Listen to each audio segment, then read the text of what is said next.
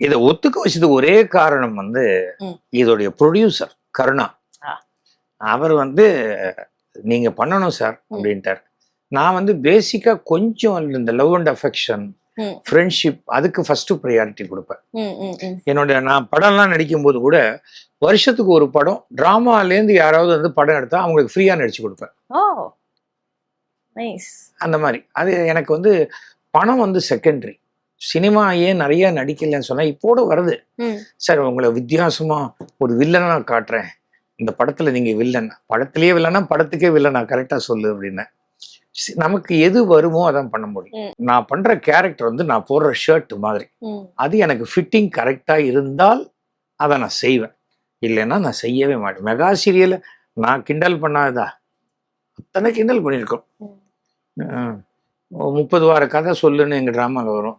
விமலா விமலான்னு ஒருத்தி, சரி 18 வாரம் ஆச்சு, அப்புறம் பாக்கி அப்படிம்பா. அவள் மாடி ஏறுறான், 35 வாரம் ஆயிடுச்சா அப்படிம்போம். பட் இன்னி வரைக்கும் அதுதான் நடக்குது. ஒரு உண்மையை சொல்லுன்னா 7 வாரம் சொல்லவே மாட்டாங்க. நான் இந்த சீரியல் ஆரம்பிக்கும் பொழுது என்கிட்ட சொல்லப்பட்ட கதை வேற. சொல்லப்பட்ட கதை வேற.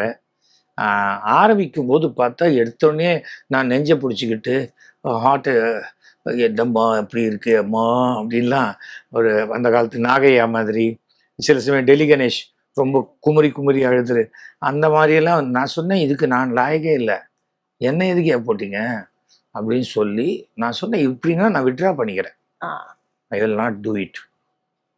ஸ்கிரிப்ட் என்னுடைய எனக்கான சட்டையா இருக்கும்.